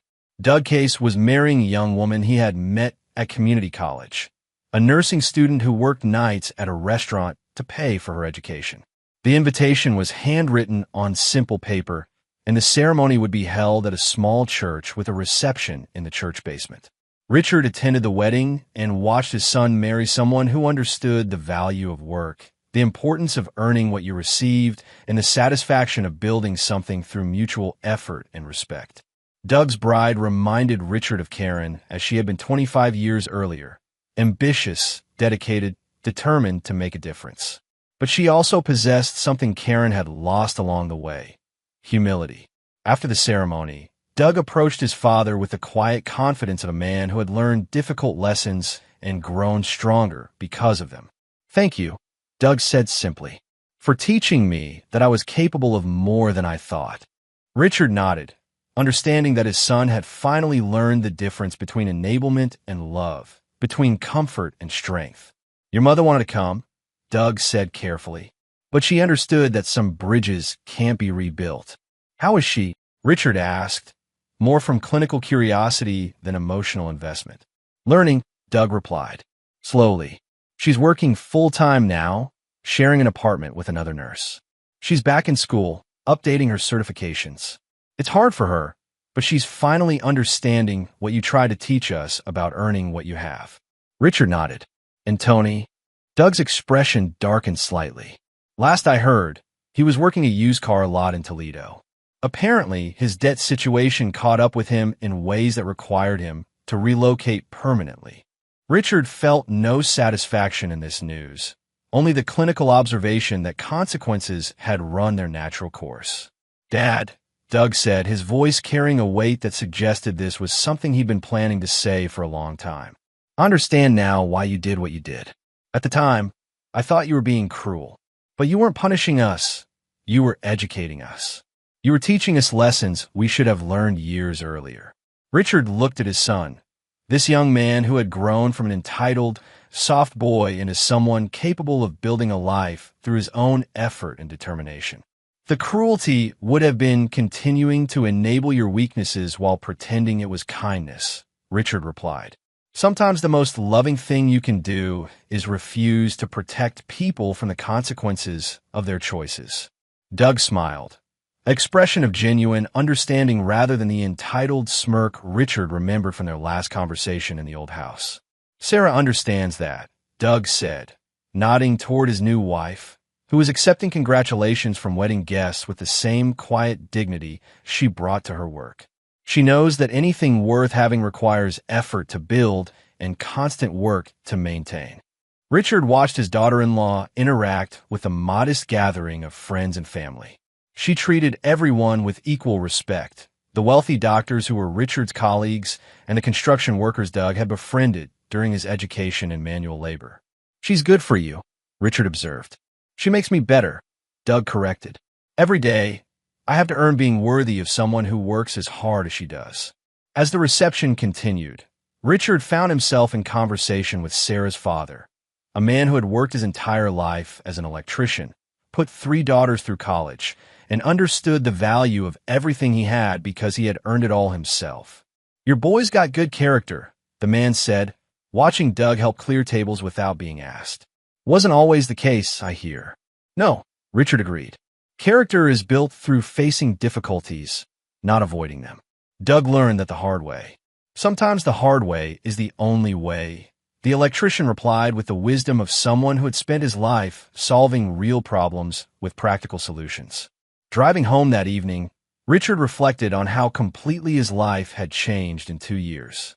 The man who had once worked 18-hour days to provide for people who viewed his sacrifice as entitlement had been replaced by someone who understood the difference between love and enabling. He had sold his practice to a younger surgeon and now worked as a consultant, teaching trauma procedures to residents while maintaining a schedule that allowed for genuine relationships with people who appreciated rather than exploited his dedication. Elena had become his partner in both professional and personal contexts, a woman who understood the value of mutual respect because she had built her own successful career through the same combination of skill and determination that had driven Richard's achievements. Most importantly, Richard had learned to distinguish between people who deserved his protection and people who would exploit his willingness to provide it. Doug had earned his way back into his father's life by demonstrating genuine change and accepting responsibility for his previous choices. Karen remained excluded not out of cruelty, but because she had never acknowledged that her betrayal was anything more than a mistake that should be forgiven and forgotten. 6 months after Doug's wedding, Richard received a letter forwarded through Morrison's office. Karen had apparently tracked down his new address and was making one final attempt at reconciliation. Richard, I know you probably won't read this, but I have to try one more time. I've spent 2 years learning what it means to support myself, to work for what I need, to live within my means. I understand now what I took for granted during our marriage. I'm not asking you to take me back. I know that's impossible, but I'm asking you to consider that people can change, that they can learn from their mistakes and become better. I'm asking you to believe that the woman who demanded $26,000 for a vacation with another man is not the same person writing this letter. I know I have no right to ask for anything from you, but I'm asking anyway, not for money or support or anything material. I'm asking for the possibility of forgiveness, not reconciliation, just acknowledgement that I've learned the lessons you try to teach me. I hope you're happy. I hope you found someone who appreciates what I was too foolish to value. I hope Doug continues to grow into the man you helped to become. With genuine regret and respect, Karen. Richard read the letter twice, then placed it in his desk drawer without responding. Karen's words suggested genuine understanding, but they also revealed the same fundamental misunderstanding that had led to their divorce. She was still thinking in terms of forgiveness and reconciliation, as if the betrayal had been a simple mistake that could be corrected through sufficient remorse and behavioral change. She still didn't understand that some choices were so revealing of character that they couldn't be undone by subsequent growth or insight. Richard had forgiven Karen in the sense that he no longer felt anger or desire for revenge. But forgiveness didn't require forgetting, and understanding didn't mandate reconciliation. Karen had shown him who she really was when she demanded payment for her vacation with another man. That revelation of character was permanent, regardless of whatever lessons she might have learned since. 2 years later, Richard married Elena in a simple ceremony attended by people who understood that love was built through mutual respect rather than one-sided sacrifice. Doug served as best man, and Sarah was Elena's maid of honor.